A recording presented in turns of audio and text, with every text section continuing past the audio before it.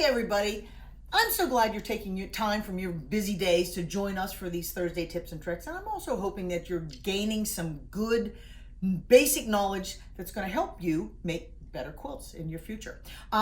We've been talking about building a quilt from scratch without a pattern.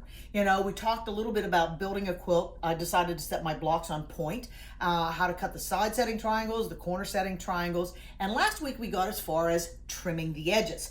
And what we talked about last week was two different choices for trimming the edges.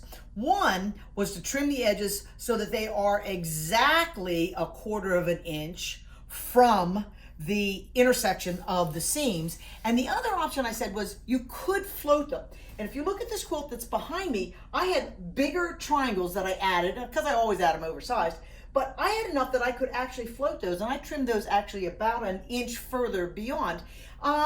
It's a choice, but I wanted to show you both those options before we got going. Now, the next logical step after you've created the center and you've trimmed it is to put on borders. And a lot of times you're just following the recipe that you're given in a pattern, but you don't have to. What I do, and of course we don't have a pattern for this, we're making it up as we go. So what I do when I'm choosing borders is I do an audition.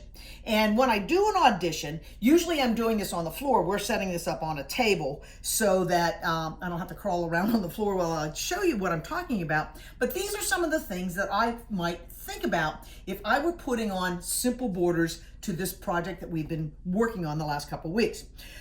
The interior section has a medium and a dark edge. So my first thought was, well, let's bring the light in to kind of stop the interior, add an inner border and add an outer border. Now, I initially thought, wouldn't it be fun to put this on as the outer border? Well, I don't have enough of that. So that got nixed right out of the starting gate. And then what I decided then was I went and pulled out something that I thought would coordinate nicely with everything that's going on there. And I set up a simple scenario here. There's no absolute right or wrong. This is about 2 inches finished look in here, and this is about 3 inches.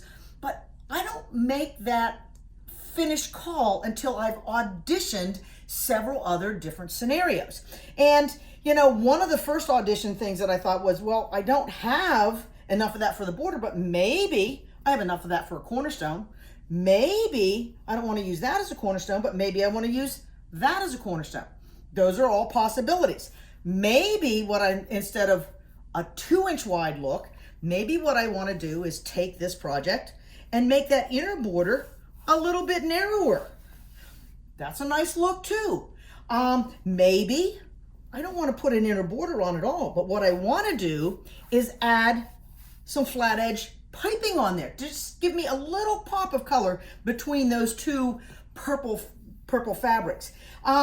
Maybe I want to come back and use that here. Maybe I want to come back and position this back where it kind of was at the beginning, put a cornerstone there. So you're starting to see some of the options that I go through and some of the thought processes. And maybe what I want to do is bring that flat edge piping or a little tiny pop of an accent color that doesn't show up anywhere in the quilt other than in that multicolor fabric that's in the middle. There's no hard, fast rule.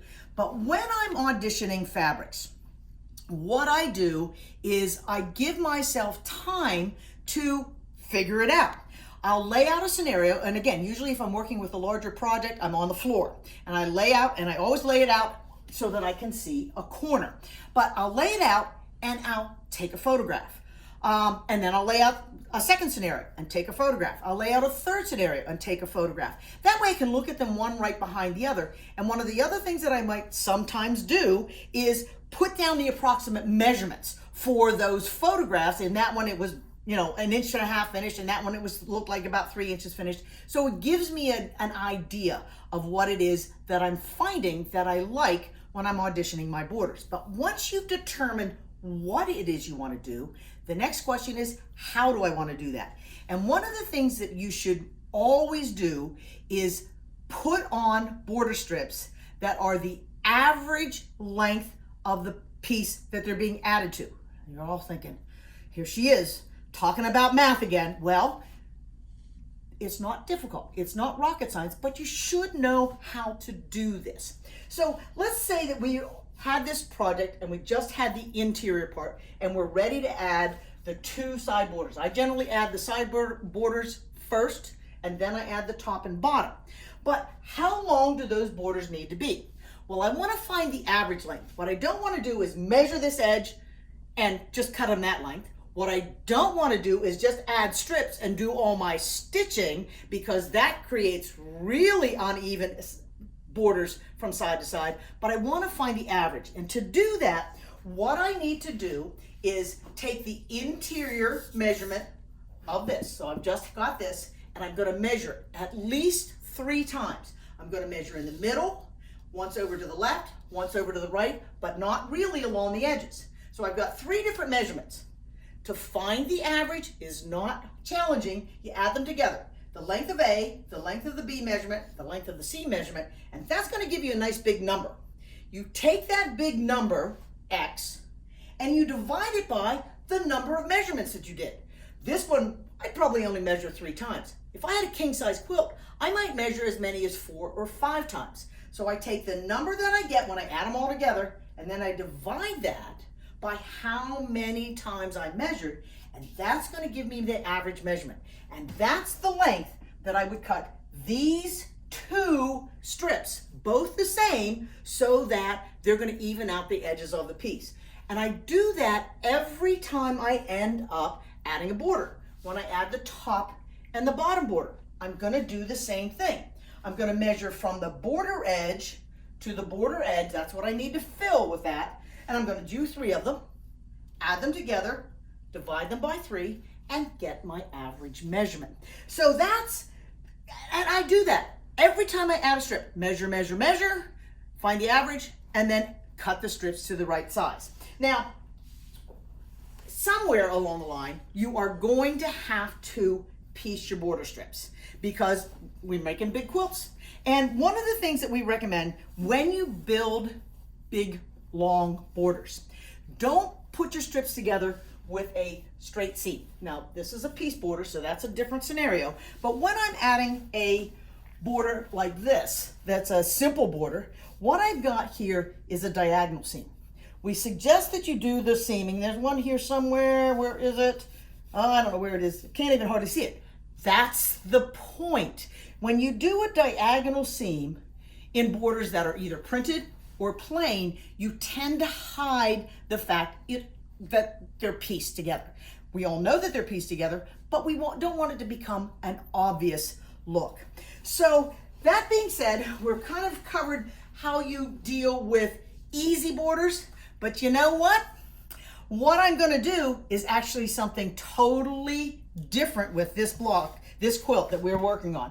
What I've actually decided that I want to do is, and Sarah's going to put this back down so you can kind of see what's happening.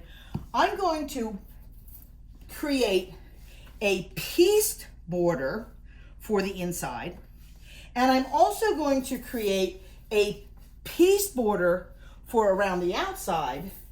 And this is going to take a little bit more of a step-by-step process, and we'll cover that next week. How you build those piece borders, how you'll trim them down, how we add them to our projects, and give you some more food for thought. So everybody, have a great week, and I'll see you next Thursday.